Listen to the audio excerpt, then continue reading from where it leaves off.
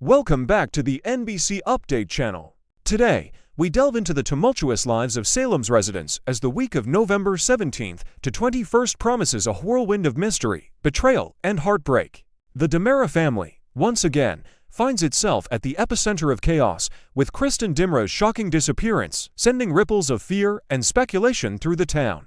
Kristen's vanishing act. The enigma surrounding Kristen DiMera deepens as she vanishes from her prison cell, not in an escape, but as a victim of a brazen kidnapping.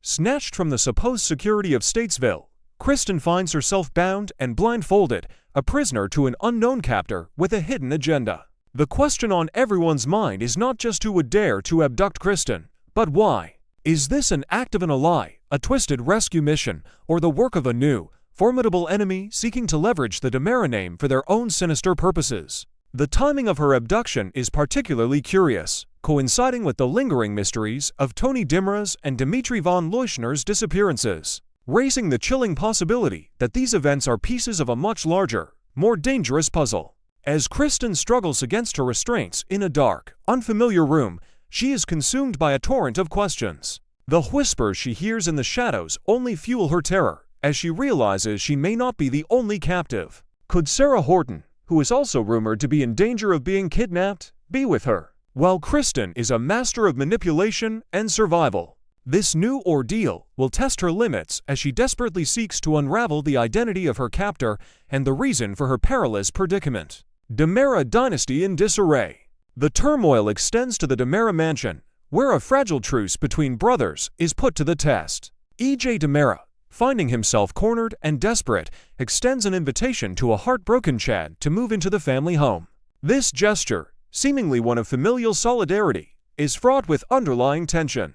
Chad, still reeling from his own personal tragedies, is wary of his brother's motives. The mansion, a place of so many dark memories, may offer shelter, but it also represents a world of power and corruption that he has tried to escape. Meanwhile, Abe Carver watches the unfolding DiMera drama with a growing sense of dread.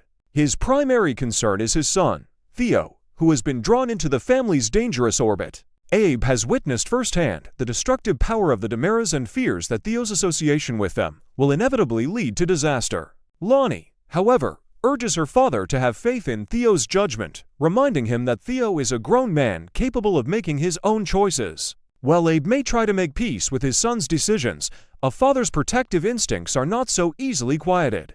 He knows that in the world of the DiMeras, every alliance is a calculated risk, and every secret has the potential to explode. Gabby's last chance at redemption.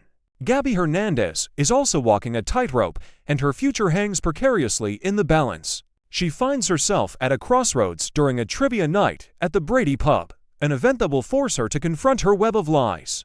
Attending with Philip Kiriakis, Gabby is presented with a final opportunity to come clean about her machinations and betrayals. Her schemes to regain control of her company, including her secret alliance with Tony DiMera, have put her relationships with both Philip and Xander in jeopardy. The festive atmosphere of the pub is a stark contrast to the turmoil brewing within Gabby. She knows that her confession could shatter her burgeoning romance with Philip and destroy any remaining trust with Xander. Yet, the weight of her deceit has become an unbearable burden. Will she choose honesty and face the consequences, or will she continue to weave her tangled web, risking the loss of everything she holds dear? For Gabby, this night is more than just a game of trivia. It's a desperate gamble for her future, and the stakes could not be higher. Part 2. Welcome back to NBC News Channel. Today, we journey once again into the ever-turning world of Days of Our Lives, where Thursday, November 13, 2025, unfolds with an emotional tribute, hidden dangers, curious mysteries, and family ties stretched thin across Salem. This episode delivers the kind of drama that longtime viewers appreciate: deep family history, classic confrontations, and that unmistakable blend of suspense and sentiment that has kept Days alive for generations. A night of honor yet unease lingers in the air. The gala honoring John Black is the central stage today, and as Salem gathers in the square, the atmosphere is equal parts celebration and tension. Beautiful lights shimmer across the courtyard, music drifts between the crowd, and every guest seems dressed with the intention of paying respect to John's legacy. But beneath the elegance is the quiet knowledge that John is still recovering, and Marlena's heart is heavier than she lets on. While guests begin to arrive, Kat lingers near the edge of the festivities with a book clutched to her chest. Her long blonde curls fall loosely over her delicate dress, but her expression remains troubled. The sight of the book sends her mind drifting back to the hidden facility, back to the haunting moment she read passages of Wuthering Heights aloud to a mysterious bandaged man. The details remain shadowy, but the memory grips her as if she's hearing her own voice echoing through white hallways. Just then, DiMera approaches her with a look of tightly contained frustration. He doesn't waste a second before revealing that Tony's phone has been found washed up on a beach, but with the location tracking deliberately switched off. The detail is unnerving. Even more unsettling is EJ's admission that he has hired his own investigators because he does not trust Jane Donovan or, as he bluntly puts it, that idiot Rafa Hernandez. When EJ steps away, Kat immediately calls Rafa. Her voice trembles with uncertainty as she reports what she has learned. She insists that, if EJ is lying, he deserves an award because he truly appeared worried for his brother. Marlena's quiet moment before the storm. Back at the townhouse, Marlene stays behind while Belle heads to the gala. Belle has just promised her mother that she will remain civil with Sammy, a promise that seems optimistic at best. Marlene, though, is grateful for a moment alone before she goes out to honor the man who has held her heart for decades. In the silence of the living room, she opens an old velvet box and pulls out the gold bracelet John once gave her. The charm is a tiny, exquisite tree representing the dream John had of planting trees all over Salem to symbolize the life and love they were building together. Marlene runs her thumb across it, remembering the way John described wanting each tree to stand as a reminder that new life can always grow, even in the darkest seasons. But as she stands, her breath catches. A soft, sudden wave of dizziness forces her to steady herself against the table. The moment passes yet the whirring does not. Brother and sister, sparks, laughter, and old wounds. Meanwhile, the pub is its own world of nostalgia and sibling banter. Eric sits across from Sammy, gently urging her to let him visit her in Italy someday. She quickly assumes Marlene arranged this suggestion. Eric rolls his eyes, insisting he can worry about his sister without needing their mother's prompt, and especially since Sammy has suddenly become engaged. Sammy fires back without hesitation, turning the spotlight onto Eric's complicated love life. The conversation quickly veers into old territory, with Sammy reminding Eric how much he despises Nicole. Eric counters with a pointed remark, "You once hated John too." Sammy freezes, eyes widening at the comparison. She boldly declares that John Black and Nicole Walker have absolutely nothing in common. And even when she hated John, she tells Eric firmly, "I always loved him." The tension crackles, then suddenly breaks. Eric says something unintentionally funny, and Sammy bursts into laughter. For a moment, the years fall away, and they are simply brother and sister again, teasing each other over French fries and familiar memories.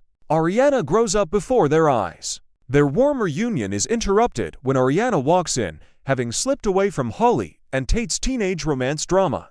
Will soon joins them, but steps aside to take a phone call from Sonny. Ariana follows him, leaving Sammy staring after them with a wistful expression.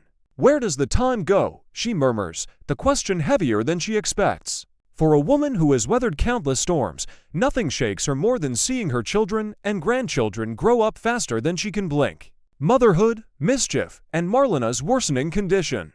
Later, Sammy arrives at the gala and shares a surprisingly calm and pleasant moment with EJ about their son, Johnny. The conversation is brief, but meaningful proof that even in their turbulent history, shared love for their children can soften the edges. Nearby, Brady arrives with Rachel and Tate. Sammy lights up, embracing them with genuine affection.